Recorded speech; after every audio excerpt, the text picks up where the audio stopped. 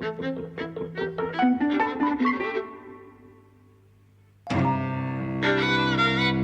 and welcome to Eavesdropping at the Movies. I'm Mike. And I'm José. And we've seen Joker.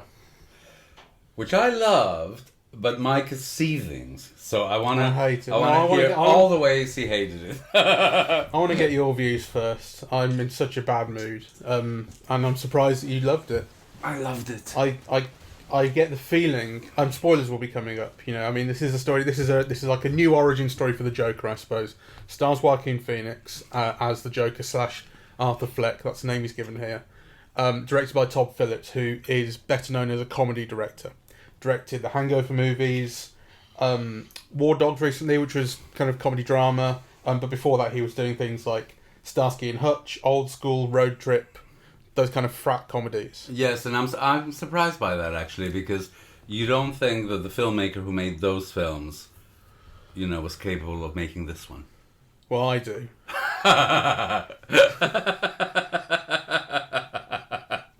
When I first saw the trailer, actually no, when I first heard that Joaquin Phoenix would be playing the Joker, it was a kind of casting announcement that made you go, really?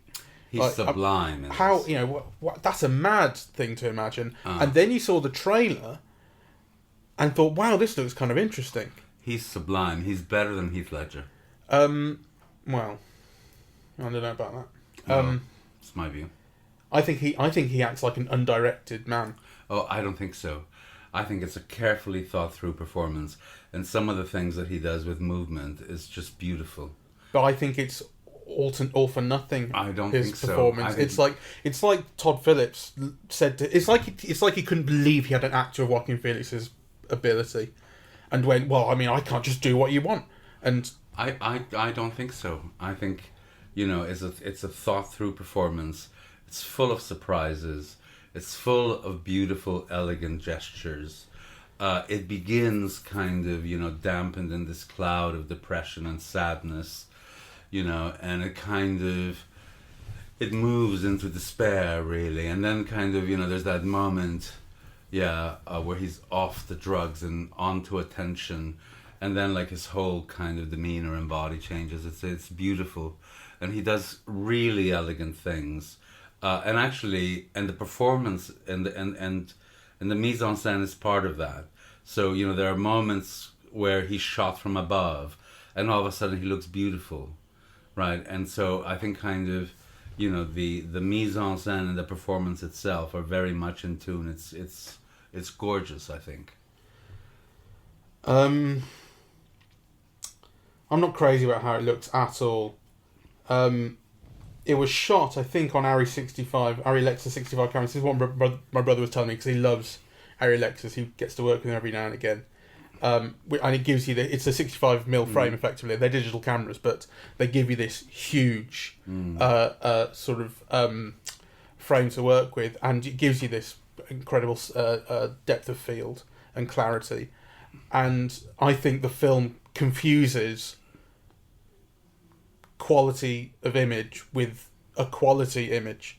You know, it has it looks like a film student's go with a great camera. Look at the depth of field we can do with this. Look at the close-ups. I don't agree, because in fact all of the beginning of the film there's no depth of field, you know, and again that's part of the conveying of the interiority of the character. You know, what you get in the That's what I mean. It's a shallow depth of field. It looks like a movie. It looks very self-consciously like a movie. That's what I mean throughout. It's a film that's high on its own self-importance and and self-satisfaction. Well, I mean, it worked for me. And I thought all of that use of the focus at the beginning was like very deliberate. And it kind of evokes, you know, the idea of this man who's losing his grip, who can't get a sense of the world around him, who can only think about one thing at a time, you know, and he's constantly on the verge of losing control. So I think, to me, it evokes that kind of world, and I really loved it. Fair enough. I think it's like, I mean, people applauded at the end of this screening. It was a very, very full. I think deservedly. And listen, you know, kind of get off your high horse. I'm not on a high horse. It's a con job. Why is it a con job? Actually, you could argue the opposite. It's a very daring to make a superhero film about a character study of a superhero film. We've not seen it before, and this is what this is. And actually, this film has more of a critique of the culture, the system, than any superhero film we've seen. So Black Panther. Black Panther to me is always the exception, but actually, kind of, I think, as a character study, it doesn't compare. I don't think this barely qualifies as a character study. Oh, I think it does. No, it's got no character. It thinks it's Taxi Driver. It thinks it's the king of comedy. But actually, this guy's mad. Like, he's set up from the start as mentally ill. He knows it and we know it. He's on medications. He's in therapy. That's right. The film tells us. Right. So, and then it builds in this thing of, I mean, for one thing, this is not Gotham City, right? This is New York City. Like, never has Gotham City been more... never has Gotham City been more transparent. Gotham City has always been transparent in New York City. More transparent. Never has it been more transparent than this, though. It's always been to some degree. But this is like, they are just filming in New York. This is New York. It's not even pretending. The point is, it's setting it in basically New York of the 1970s. 1981. Okay. Late 70s, early 80s is the era I had in mind. When New York was in... the sort of depths of, I mean, wasn't it going for bankruptcy in the mid-70s? It was, and actually some of the things rhyme. So, there's a garbage strike and rats are overrunning the city and, all of rats. that. All of that was true of New York then. And one of the things that is specifically kind of brought up here is social services being cut. So halfway through the film, Arthur's... medication, he can't get his medication anymore because his therapy is ending. Social services have cut, yeah. So it tries to tie it to this kind of this social inequality and actually very, very transparently so. I mean, it is about that. But actually, as to who Arthur is, what drives him. I mean, I think kind of one of the things that made the Joker that Heath Ledger played so kind of powerful was that he came from nowhere, and you didn't know his backstory, and there was that whole thing in The Dark Knight about how he kind of gave 3 different backstories and none of them was true or whatever. Whereas in this, like, it is all about who this real person is and what would drive him to do what he does, and what drive is not necessarily the right term because it's not entirely calculated, but it kind of becomes more calculated, or he becomes freer to express himself. But kind of as to who he is and what he wants, some of it is kind of clear. Well, but I mean, really, compared to any other comic book novel, this is like a masterpiece of subtlety. And, subtlety? Yes, and background. Yes. Subtlety? Yes. What's subtle to it? Well, first of all, they begin by kind of positing this relationship between him and his mother, right? Then, his mother tells him that Bruce Wayne's father, whatever his name is... Thomas Wayne. Thomas Wayne, that he is the result of a love affair between, himself and Thomas Wayne. In the middle of all of this, he's somebody who's got issues with depression and other types of mental illness, and all his medication is cut. So, in the midst of finding out all of this information, his kind of support system is kind of denied. Then he goes actually to find out about, from the Wayne family, or to greet the Wayne family as someone as the son, and he's treated terribly, and he goes, all I want to do is like say hello, like he's not asking for money or anything like that, and he gets rejected. And not only that, but then he finds out that actually his mother has lied to him, that it's a possibility that he's adopted. So he goes to Arkham Asylum to find that out, and then he finds out that he's not only adopted, but that actually his mother permitted his abuse as a child, that he was found tied to a radiator, so starving, suffering from malnutrition, and with his body kind of bruised by beatings. So what you have is a whole kind of series of disillusions, right? All in the middle of someone who's been kicked around and is rendered vulnerable, who's making a living as a clown, right? So I think that's a lot of backstory. It's a lot of backstory, but what does it add up to in the present day? Well, what it adds up to in the present day, I think, is, to me, that character of the Joker is a character that lots of people, probably emphasize with. People who have no jobs, who have precarious lives, who are trod upon, who are beaten, there's no recourse in the law, there's no social services to help them, So, and if you think all of this population in the U.S. that's kind of addicted to Oxycontin or, kind of taking meth and trailers or whatever with no support system at all, always just on the edge of kind of grasping onto things. I think this is a kind of a character that will resonate with lots and lots of Americans. I think it probably will. I think the Heath Ledger's Joker did as well, but I don't think necessarily for kind of all the right reasons. People sort of just latched on to, rather like I suppose we were talking about Fight Club not long ago, and Tyler Durden and the same sort of thing there, sort of latching on to all the wrong parts of it. And I think what this film leaves us with, by the time you get to the end, and the Joker has kind of unwittingly started this movement of people claiming to be clown. He killed 3 people on the subway, and he's not identified personally, but the news gets out that this person was dressed as a clown, and because the guys he killed on the subway were Wall Street guys, actually they work for Wayne's Corporation. That's right.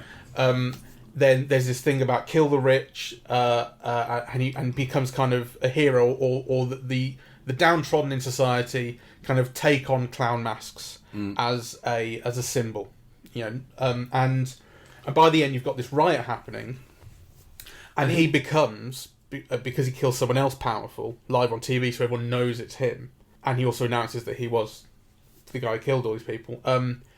He becomes a hero of the downtrodden for murder.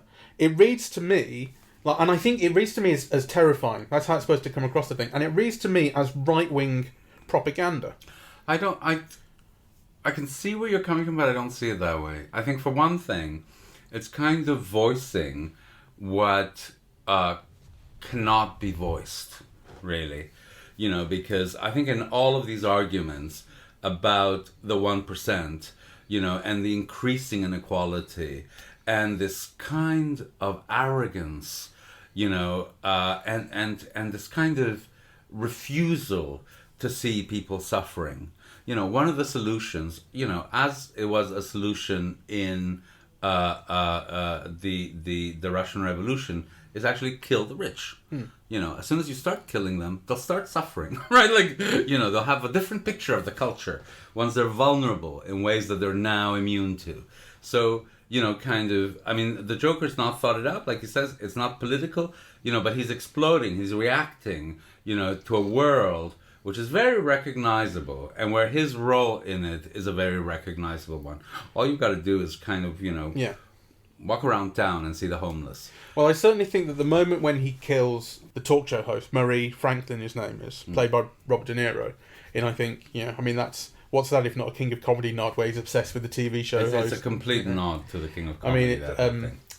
The moment when he kills him, and he's getting kind of quite aggressive on the show, and he tells the joke, he says, what do you get when you cross a mentally ill loner with a society that doesn't give a shit about him? You get what you deserve, and shoots him in the head. That was a really powerful moment, I thought. Yes. It did. And you understand the Joker completely, and you're with him.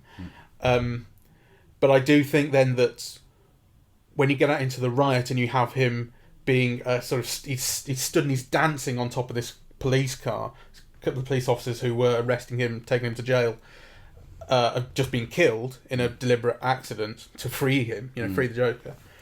And you get this crowd of, this is what I think, this is kind of the movie's version of Antifa, the anti-fascists. There's an element of that. Which I personally consider to basically be a right-wing invention. I think it was the end of the film reads as this, like I say, this right-wing fantasy of the enemy that they believe they're fighting. No, I don't think it's a right-wing fantasy. I think there's a real kind of critique of the culture. Though, of course, kind of the film kind of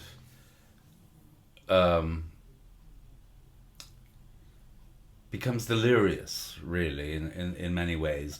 There are moments of Joaquin Phoenix's performance that are just like almost embedded in musical numbers, right? So, he's part of a pop culture. We see him watching Fred Astaire on television. You know, we hear Sondheim, we hear Frank Sinatra. You know, That's Life is kind of like That's Life and Send in the Clowns are recurring motifs in the show. We see Chaplin's Modern Times, right? You know, that beautiful moment where he's skating in the department store, the empty department store at night, and he's always on the verge of falling over, but he gracefully glides, you know, everywhere. Very interestingly, that's shown at the wrong speed in the film within the film, so it has that jerkiness that actually it's sped up a little, isn't it? Yeah. So so there's obviously kind of, you know, an attempt made to correlate that, right? And so, you know, the Joker's the opposite of the Tramp in modern times, right? Because, you know, the Tramp was hopeful and, you know, could find solutions to things. And, you know, he got caught up in things that were not of his making. You see moments of left-wing kind of revolutionary marches in modern times. He just kind of gets caught up in. This is nothing like that. This is a very despairing kind of film, you know. And I thought the ending, you know, was just beautiful, you know. So like he's talking to the social worker again, and actually he kills her, and you don't see the killing. It all happens off screen, but it's all told where he walks out of the room, and all of a sudden you see that his footprints are leaving trails of blood right at the end. I thought that was just beautiful. Well, beautiful? Beautiful. Yeah, because it speaks a real despair, you know.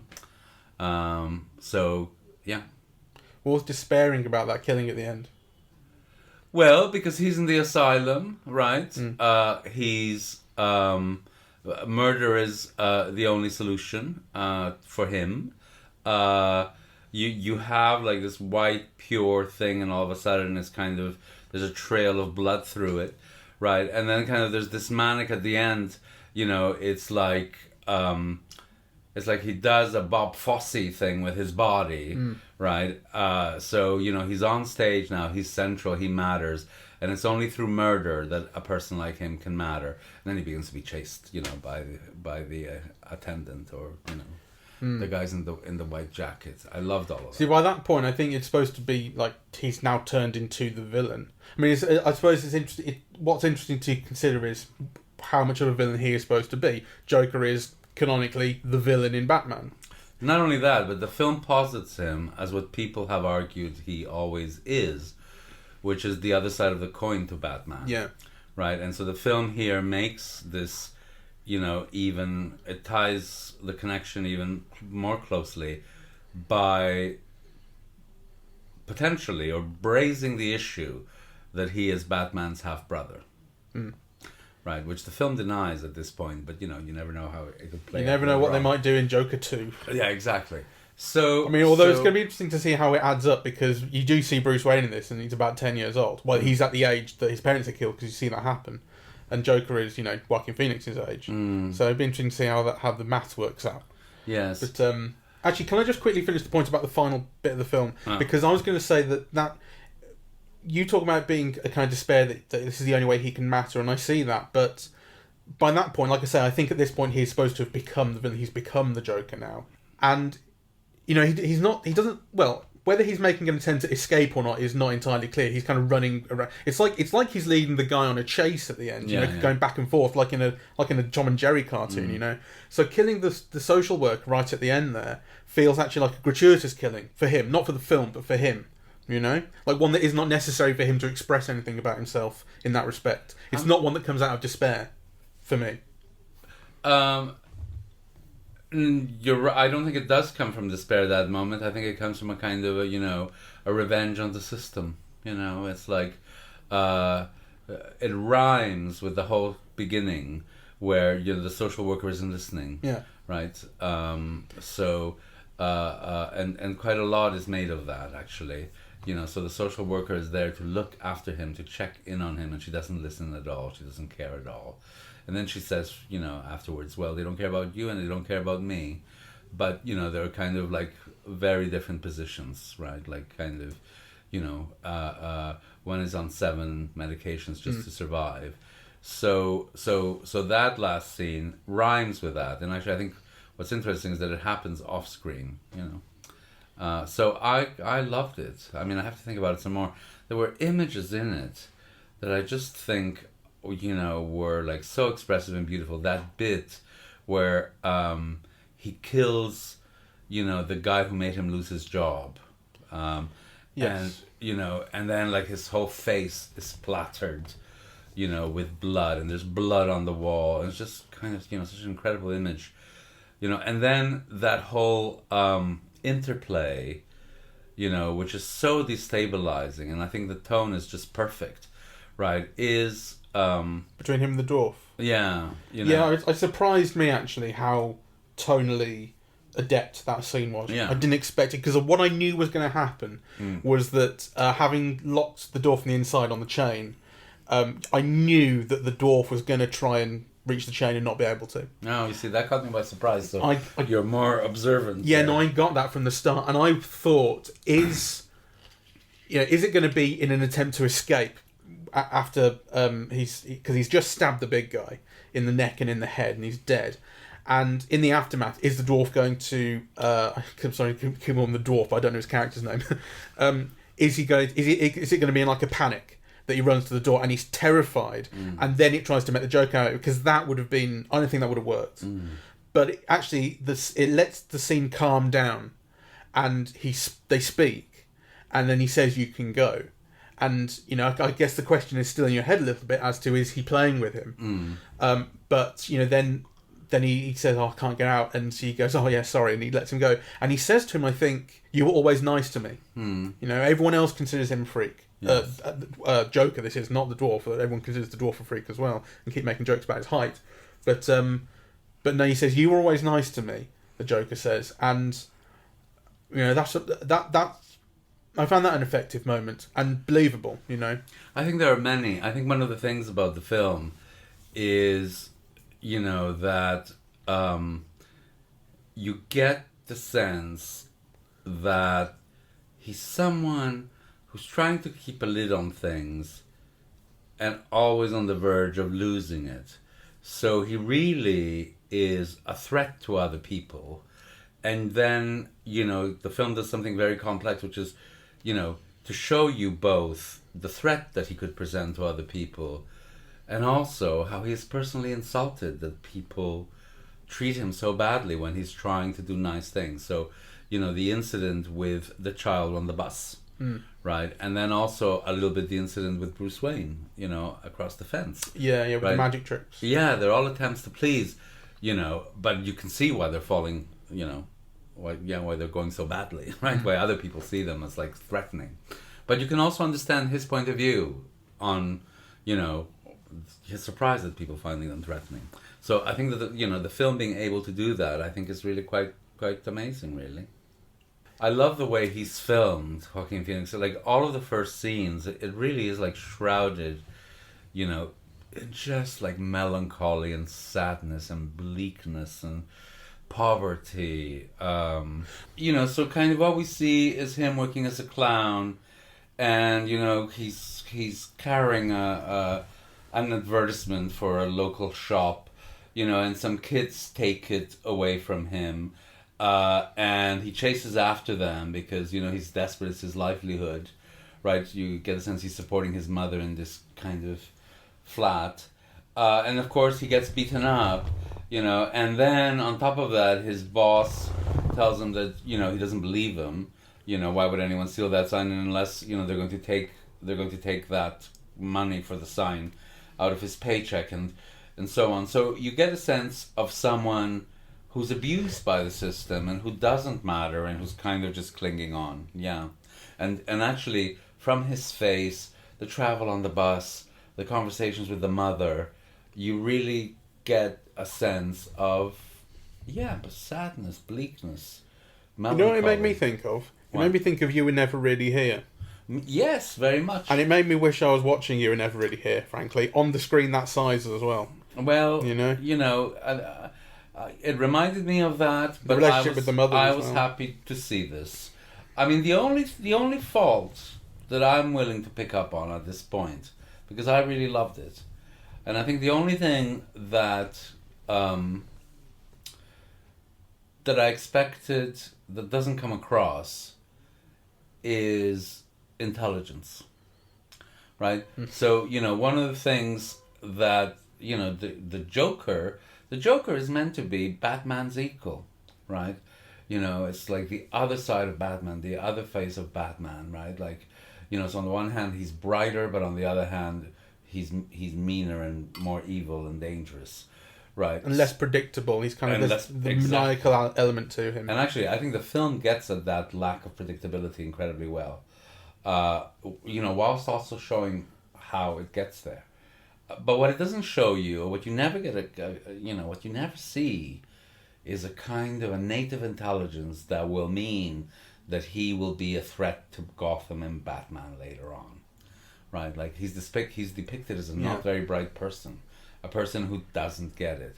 To Certainly has no social intelligence, but also can't really spell.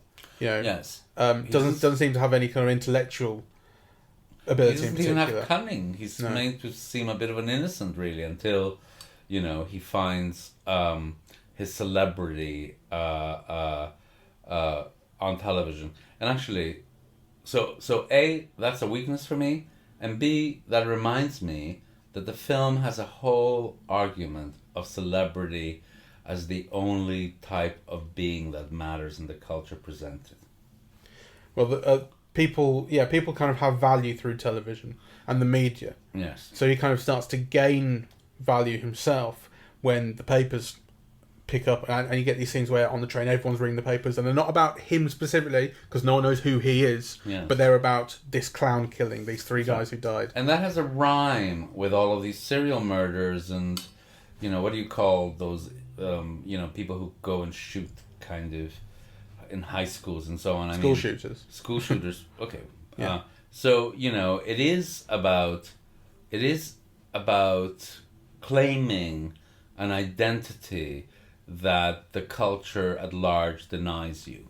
So I thought that was interesting. I mean, it has all it is the rhyming interesting. things. That one of the shots towards the end of the bank of screens pulling out, and all the sounds overlapping from various people talking about him and his adverts and stuff, and gives that sort of montage of audiovisual media was kind of interesting. Okay. But tell me more, because I've rarely seen you come out of a film in such a bad mood. I was in a bad mood because I felt it was fascist propaganda and pornography a little bit, but then I could have kind of coped with that, and we'd have talked about it, and then some of the members of the audience applauded. I thought, how are you applauding this of all films? I mean, I don't remember anyone applauding Black Panther, I think as a film, as a kind of superhero film that has sort of political pretensions and values and that sort of thing, was much more deserving of it. This is a film. Everything about this film, everything about its aesthetic, and everything about its timing and its tone, to me is like I said, a film that is high on its own sense of self-importance, that it believes it's an important film, that it wants you to believe it's an important film. There's no question that it believes it's an important film, right? I think it's quite a daring film. I think, and in fact, I was reading something about it because it's just something that cropped up on my feed. About how Warner Brothers, what a gamble this was for Warner Brothers, because it is taking one of the main characters of the DC universe, right, and kind of, making a relatively small budget kind of character study, arty film of it, right? And what would the impact of that be on, the DC universe as a whole? So I think the film was seen as a risk to make, financially, for those reasons. Yeah. Well, that may well be the case. I mean, I imagine it will. Well, it's gone down very well. I mean, every post you see of it has got the 5-star reviews plastered all over it. It's gone down very well. I think, but also, the comparison to some of these other films, I think, as far as, these types of films go, it was relatively low budget. Well, the budget I can see here says 55 to 64 million dollars. As opposed to the 200 As opposed to or well, this is not an 300 or- action movie by any Yeah. means. It's not a spectacle in that sense. Exactly. I mean, actually, in a way, obviously things like the set design and the production values are very high in this. It cost the same as Rambo: Last Blood. Let's. Yeah, how much was that? Yeah, 50 million. Yeah. So, but to put it in perspective, sure. The budget to me sort of says actually, you kind of could make this film, at least if everyone got paid a bit less, for like $30 million. The giving it a budget of 60 says prestige drama. listen. I mean, the thing about Rambo: Last Blood is it has a box office star. Kind of. Sylvester Stallone can still sell tickets in this type of action film. He's been doing it in the Expendables films. Whereas actually, this film doesn't have a box office star. Joaquin Phoenix is not a box office star. And Robert De Niro in a supporting part is not a box office star either at the moment, right? So, I actually... But they are stars. I mean, but I think that kind of positions it, like I said, in prestige drama sort of territory. And I think if you give a prestige drama a 60 million budget as opposed to a 30 million budget, you're saying like this is the drama to see. This is the talky movie to see. Do you see what I mean? Well, why not? I mean, I think no, actually... I'm not arguing. I'm not making any particular argument about it. The thing about this budget, which is very low for this type of film, is that also it's everywhere visible on screen. Well, do you think it's low for this type of film? That's what I mean. Yes, I do. It's not a flashy superhero movie. It's not full of effects. That's what I mean. Like, it's not positioning itself as a superhero movie. It's positioning itself as a realistic social drama. I don't think it's realistic. I think it's very realistic, quote unquote. expressionistic. I think... But about real problems, issues, real world. That's what I mean. It's got, all of the scenes in the subway. It's got all of the scenes with the cars, the car crashes. It's got the scenes with all of the extras wearing the clown outfits. I mean, you saw nothing like that in Rambo: Last Blood, which had the same budget. No, well, I mean, I'm not the one who brought up Rambo: Last Blood. I'm not suggesting that Rambo: Last Blood looked like it cost $50 million. Well, I mean, let's not get lost down this rabbit hole. Okay, it is objectively a small budget for a comic book film. Yeah. I wonder how much Logan cost. Because that's the kind of comic book film it's sort of, I mean, for one thing, R-rated. Logan did have a box office star, though. It did, and it was more heavily based on, X-Men, all that. It's not. I mean, the thing about Batman and Joker is every time you see a new one, it's new people making a new version. That's not the case with X-Men, with... Okay, see the budget. But I'm just interested in the budget. That had a $97 million budget. And that was a few years ago, so... 2 years ago. Okay. But I mean, that was also doing much more by way of... Double the budget. Logan was also doing much more by way of effects, production design, set in the future, all that sort of thing. So, I mean, it makes sense, apart from the star, who was a bigger box office star, I agree, that it cost more to produce, I think. I'm not making any particular point when I say that, the budget for this is... I think that the budget for this, to me, sends a signal that actually it's bigger than you might actually expect for a film that looks like it. Well, I mean, But I don't know. But I'm not really making any particular point about that. I think, that is not the main signal of the sort of self-importance of the film. I think the shallow focus is... Well, I love the shallow focus. I thought that was expressive, and I thought that was in keeping with the story that was being told at the beginning of the film. And actually, there are some aspects of Joaquin Phoenix's performance that are just dazzling and beautiful.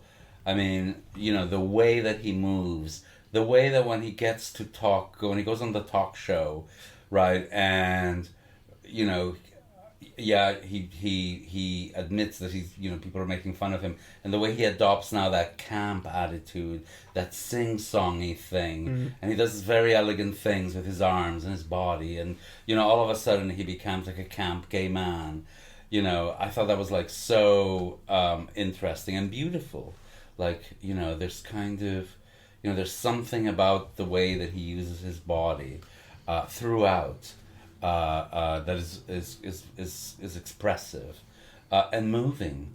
It's almost that, after all of this pent up stuff, with the mother in the apartment, and where you see he's so thin in that film, and he's got that shoulder jutting out, and actually you have this incredible shape, that's filmed of his back, which is really like an Auschwitz victim or something, right? You see all the vertebrae at the back with, dislocated shoulder and so on, and then when he gets into that, he's moving like Fred Astaire, right? In the clown costume kind of, gives him elegance and personality and, ease and movement through the world. I thought that was wonderful. I like to see him move, and I think he looked, very, very striking. And I think, there's a shot. It's one of the shots that was in the trailer actually, when just before he kills the big guy in his apartment, when he's got his arms out supporting himself on the wall and his head's bowed, and then he kind of picks up his head and it's to the side. He's got the white face paint on, and he just looks looks weird and terrifying and angular and sort of blank and very intimidating, and mad. There are things I really appreciate about that, and there are quite striking. But I do still think that a lot of it, particularly when you get to these shots where it's just hanging on him, kind of moving about in whatever, moving his arms and twisting and whatever. There are these moments where I just think, what is this expressing at this point? How are we hanging on this shot for so long? And it does feel like it feels like it's like let the star do what he likes, and it doesn't feel controlled by the director. Well, I disagree, and and I hope I'm pointing out to one of the ways that it is controlled. As the film progresses, he begins to find ease in the world through costuming and murder. He's become this murderous clown now, and he's found himself.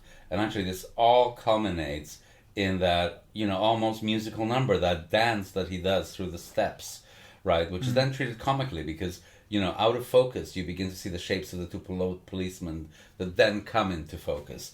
And that is like singing in the rain or something, right? Like, that whole dance there, it's done as that, as a moment of glee, right?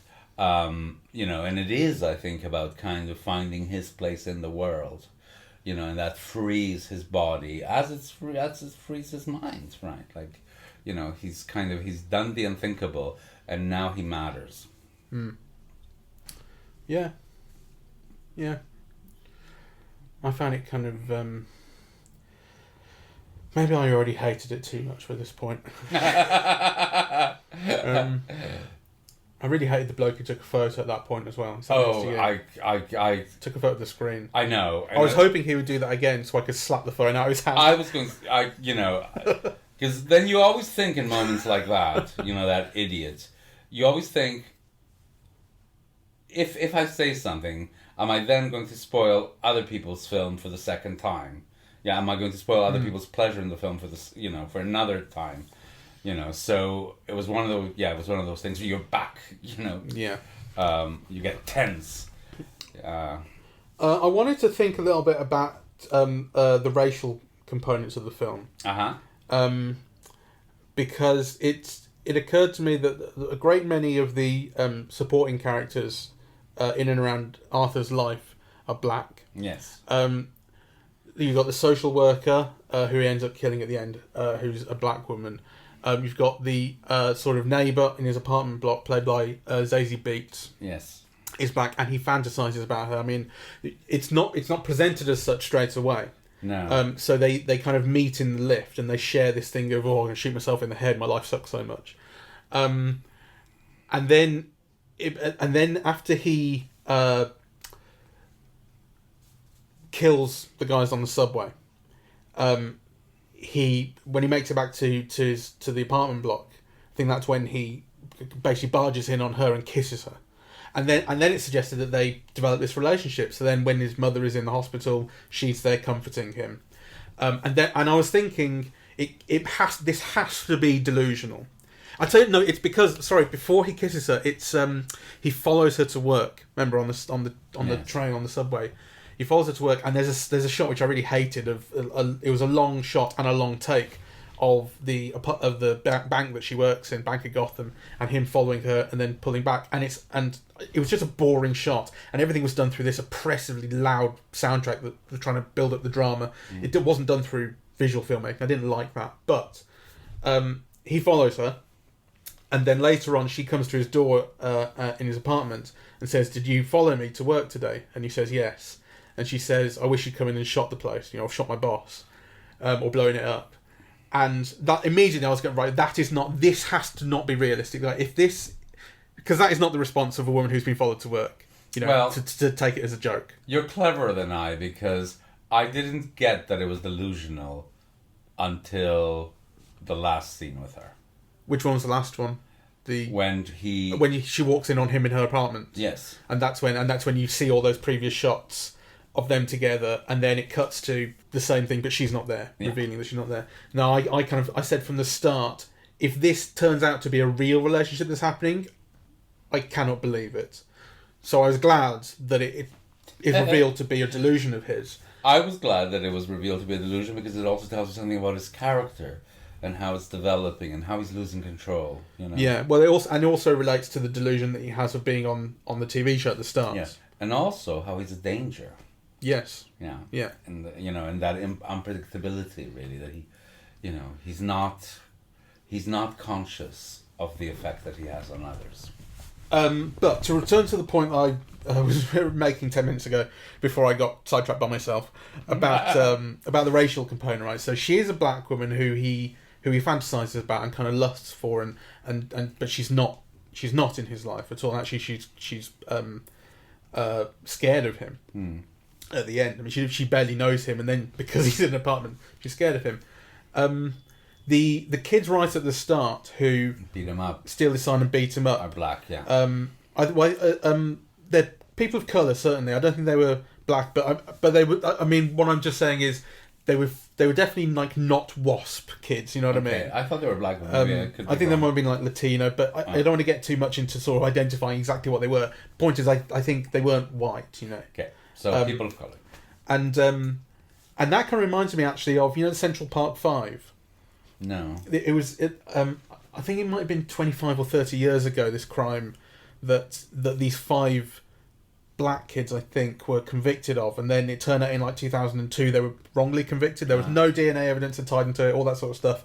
No good evidence that tied into this, but they'd been convicted of it and put in prison for a long time. It kind of reminded me of that. And then there was this bit on the subway where he shoots the 3 guys, which reminded me of... I wish I could remember the name. There was a guy in the 80s who shot a group of black people on the subway. And I think... And again, it really reminded me of that. And I'm not sure it's accidental, but in this, it's... they're transformed from black kids into kind of yuppie white guys, And it's sort of... The effect that it sort of had for me was to sort of, like, in recapitulating these crimes, because these were New York crimes as well, which is why I kind of brought up New York as well. Like, it's so New York, this film, as opposed to Gotham. It just kind of made me think, what is the project here in bringing these things up and changing them as it does, or not changing them? I'm having trouble kind of thinking through it, basically. Well, the way that I read it all, and I did not read it as a right-wing film at all. I read it very much as a critique, and a quite a daring one, of American capitalism at the moment. So the fact that the 3 guys are white, that they're arrogant, that they're rich, they're obviously like stockbrokers working for Wayne himself. Right, because actually, whenever you see the Batman films, you never see, Bruce Wayne's father is always a saint. Here, he is like, a capitalist playing the game, wanting to become mayor as well, and wanting to become mayor, and kind of somebody rich and uncaring, and and so on, and brutal, kind of, he beats him up. So I see it as a kind of a critique of a culture that's unraveling, and in which kind of people have no way out, basically. The thing about the Central Park Five is they didn't do it, and in this, these kids did it. And the shooting on the subway in real life, the one that I recognise, was racially motivated. And in this, obviously, it's not. There's nothing racist. But I just think you're pushing the analogy too far. I don't think I am. I think it's... I think you are. I mean, the kids, are... And this is almost like a typical New York scene. You have kids horsing around, and they just steal this guy's sign, right? So, how you jump from there to the Central Park murders or because it's not whatever just they in the sign, it's the beating. Because it's the group... It really reminded me of... It made me think of it very specifically. You're making all these moves in the argument that actually just simply don't work if that analogy's not there. Well, but you can draw on it. I mean, if I can pick up on it, then someone making the film could have picked up on it as well. Maybe, but to criticize the film, for... it felt deliberate to me. Well, it felt deliberate. It did not feel accidental. Once might have been a coincidence, but twice... But you're making all these twists because... So the guys on the subway in this instance were white, kind of stockbrokers. Yeah. So the question I'm asking is, if there has a relationship to the real life crime, then why the change? Well, I don't see that. And actually, let me tell you, if you had made those guys, black in the subway, the film would have had a completely kind of, that would have been a charged scene, and actually, I think that would have been completely unacceptable. So I just don't get your line of argument at all. Well, that's why I'm trying to think through it. I'm trying to think through it. I mean, he's not killing black people, until the very end. So he kills one black social worker. All the other people that he kills, including the most important ones, including his mother. I know, including the Robert De Niro character and blah blah blah. They're all white. I know, but that's the point. The thing about the subway killing is that difference between the real life killing that I'm comparing it to is that they're white. Let's say, for the sake of argument, that it's not based on anything. That basically what you want to show is arrogant stockbrokers, hooray Henrys, who think they own the world, who are harassing this poor woman on the bus, and who then beat him up, and then he shoots them. Maybe, what if the scene is about that, instead of some kind of wild analogy here that you're making with black, I don't think it's wild, because I think there's enough specificity to the crimes in the way that they are depicted. Well, I don't even know what crimes we're talking about. Well, I don't know who they are. Well, Well, then it's lost on you. Well, it's lost. But is it there? Is my question. I felt it was, but like I say, it's something that, having just seen the film, I'm trying to think through, and it takes more than just a go straight after, But I think it is in there, and it is troubling to me. Well, I don't see it. There's no black character in the film of which their blackness is a necessity or specified. Kind of Brian Tyree Henry, who's my favorite actor at the moment. He's the record keeper of the hospital. You could have cast that any way you wanted to. It didn't need to be black. Yeah. Right? The love object, you could have cast that any way you wanted. It didn't need to be black. Right? The social worker, again, didn't need to be black. In fact, if you wanted to be, historically accurate to the period, maybe, but, chances are that they probably would have been white. I think there's kind of an attempt to kind of, be representative of a certain kind of New York, whilst always doing the same thing that Hollywood movies do, where actually all of the central characters are white. So, but I don't think it's like some right-wing conspiracy thing. I don't think it's a conspiracy. I don't think they're smart enough to make a conspiracy. I don't want to go on about it because, like I say, I have just seen the film and I don't have anything smarter to say about it at this point. But it's something that really struck me. I think there is a racial component to the film that is worth investigating, worth thinking about. Well, perhaps you're right. That's the most I can say, unfortunately. I'm sorry. Well, kind of. Anyway, I kind of. I think there is something interesting to say about race in the film. I'm not sure that making the analogies that you have to real historical incidents in New York City is the way to go around it. Particularly when what should link them, in an important example that you gave, which is race, is not there. The point is that the difference is what drew my attention. That's the point. Fair enough. But I think we're losing sight of the film itself. Yes, we are. It is like kind of going through a rabbit hole online or something. We're going from one thing to another, and we're losing kind of sight of what we just saw. Which I thought was very daring, kind of, very daring. Daring in a Hollywood big studio way. And which I thought kind of very interesting, and which I think is it's a film that will resonate very much with the way that kind of people see the world now. I think it's right-wing comfort food. Well, yeah. Perhaps you're right, but I think the downtrodden lefties are the enemy. I think it's a terrifying mob. I think it's a revolutionary. They're going to destroy New York City. I think it's a revolutionary film. I can't.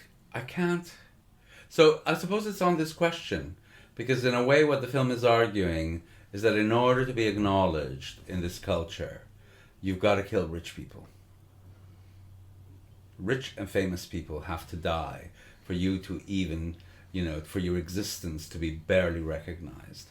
Now, is that a right-wing perception, or is that a revolutionary way of looking at the world? Are you asking me?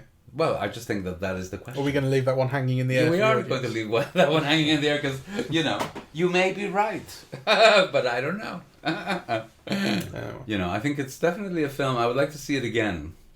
Because, part of the reason why I think the film is so absorbing and so interesting is, I'm back to smoking again, and I'd forgotten to take my nicotine, patch with me. And actually, it absorbed me completely. Like, I was, Yeah. Yeah, so normally I get twitchy. Very smoky images. That's what the advertisement. Normally I get twitchy, and this I thought the time flew. Though, as you saw, as soon as the credits went on, I whizzed outside. So that's one thing I would say for it, is that it's a couple of hours long, and the time does fly. Because actually, by the time the Joker gets into the theatre that's showing Modern Times, because he's tracking down Thomas Wayne to confront him. That to me was like, is this coming to the end of the film? And then I checked, and it's like halfway through. A lot had happened, and so it does feel economical. It feels like it's very full. Yes, I mean, I kind of, I was very much absorbed by it, and unlike you, I think it's so interesting visually. Actually, I have to think about it more. But I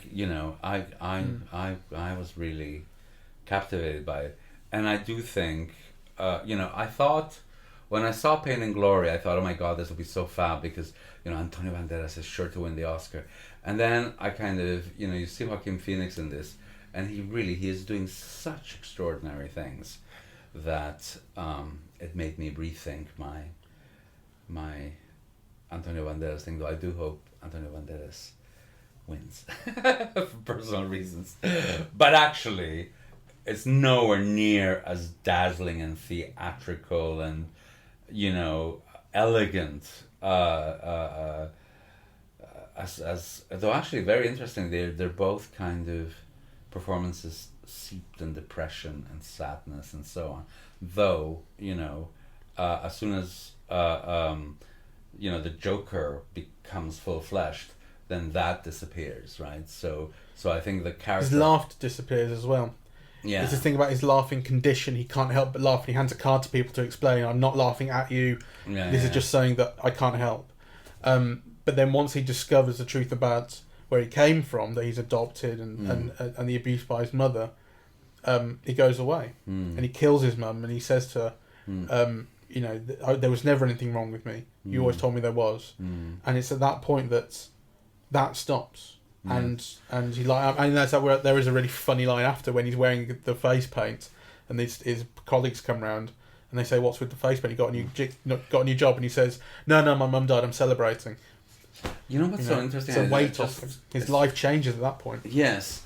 It suddenly occurs to me, and this is a measure of how great Joaquin Phoenix's performance is, that we haven't even talked about, like Jack Nicholson. Jack Nicholson? Oh, the Jack Nicholson joke, you mean? Yeah. Which is a great performance, right? So, and it made, that Tim Burton Batman film, as far as I'm concerned. There's that wonderful moment of reveal in the office. And it has kind of very similar scenes. The scenes where the Batman's parents get shot, is the way that the film opens, and so on and so forth. So, it's a measure of how different and interesting and great Joaquin Phoenix's performance is, that you're not talking about, Jack Nicholson, you're not talking about Cesar Romero. Obviously, one had to talk a little bit about Heath Ledger, because there's ways in which those performances intersect. I mean, Heath Ledger did something really interesting and original with that character as well, no question.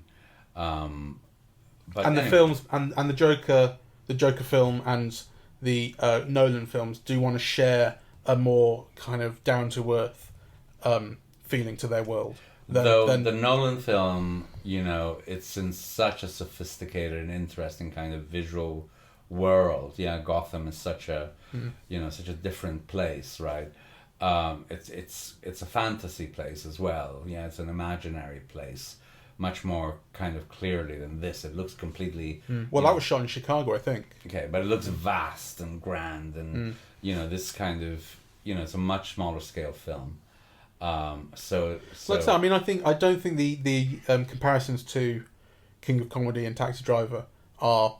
I think they're actually quite deliberate. So that feeling, of that walking around New York in the 1970s. I think that's that Paul Schrader thing. I think that's quite deliberate. What's this thing? What's his character called? The lone walker, whatever he calls him. It's that Paul Schrader thing. Do you know that thing?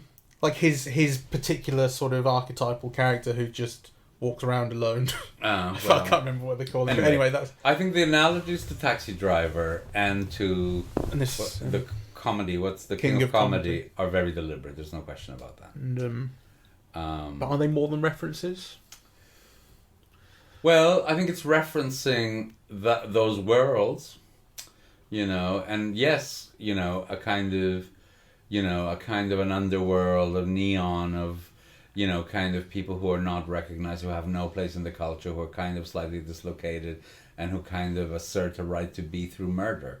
So that is very much what Taxi Driver is about.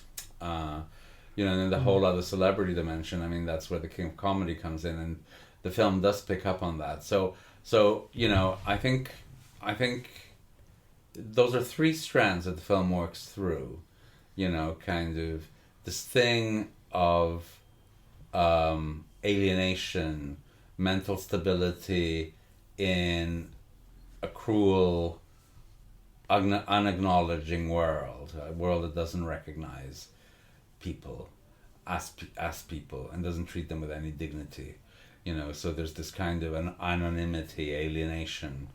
So that's one strand. The other strand is about celebrity culture, celebrity having a currency like being rich. And kind of the thing about murder, really. So I think, and race is the other strand. I think you're right. So I think those elements all kind of maybe deserve more thought than we're giving them at this moment, and might be a reason to see the film again. I'm not sure I'm keen to see it a second time, but well, we have to see Judy first. So, the other thing that just occurred to me, thinking about race again, was the Fred Astaire film. Yes. Because it's quite a specific scene. I feel like has been chosen. I think it's from Follow the Fleet. I don't recognise the film itself. I think it's from Follow the Fleet, and it's black kind of engine workers or sailors or something. Yeah, that are primarily they are at sea, and the song begins being sung by a black singer, and then and then Fred Astaire joins in. Fred and what Astaire happens in that scene in the film Joker, as opposed to the Fred Astaire film, is he's watching this, and it is at the point where he's just been given the gun by the fella at work, and he's sort of playing with it, practicing with it, whatever, posing with it in a way, and the shot is from kind of behind him at 3/4, and he's pointing the gun, and he's pointing it towards the TV, and the focus changes, and he's basically pointing the gun at these black people on the telly, and then he moves and he points it somewhere else, and then he gets up and he starts dancing like Fred. Well, yeah. I wasn't sure that he was pointing at black people. I thought he was pointing at the TV. He was pointing it at the TV, but the shot then that's composed by the film is of him pointing the gun at the black people. Okay, I didn't get that. I actually thought. I didn't register that. I don't. It's to me the shot is not him like the character going, "I will point the gun at black people." It's him pointing the gun, but the shot that the film then actually shows you, what the image it creates, is kind of striking, and I thought, wow, that's it. I mean, the whole thing about race is that I don't detect any kind of overt racism in the film. No, I don't think it's racist. That's certainly not what I'm saying. But seems to me there is some sort of strategy of representation going on that I can't figure out. Right. Well, and that is where I have to leave it for the minute. Yes. I mean, I think we're exhausting it this time around. I mean, I would be very curious to see it again. I loved it. And again, I was very struck by the performance and really by the visuals and by those choices, right? Like, this is a film that very much rests on faces and does so in kind of, very fascinating ways. Well, I'm glad you liked it. Someone had to. Yes, but I'm sorry you didn't. Someone had to. All right, let's leave it here. So we might revisit this depending on what Mike thinks. But for the time being, we are eavesdropping at the movies, and we are on iTunes, SoundCloud, and YouTube. On social media, we're on Facebook and Twitter, and the website is eavesdroppingatthemovies.com.